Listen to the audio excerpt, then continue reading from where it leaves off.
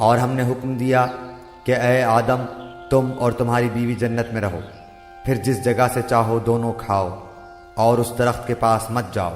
ورنہ تم دونوں ظالموں میں سے ہو جاؤ گے۔ پھر شیطان نے ان دونوں کے دلوں میں وسوسہ ڈالا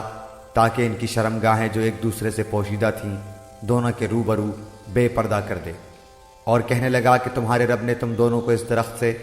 اور کسی سبب سے منع نہیں فرمایا مگر محض اس وجہ سے کہ تم دونوں کہیں فرشتے ہو جاؤ یا کہیں ہمیشہ زندہ رہنے والوں میں سے ہو جاؤ۔ اور ان دونوں کے روبرو قسم کھا لی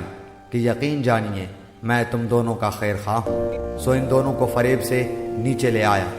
بس ان دونوں نے جب درخت کو چکھا دونوں کی شرمگاہیں ایک دوسرے کے روبرو بے پردہ ہو گئیں،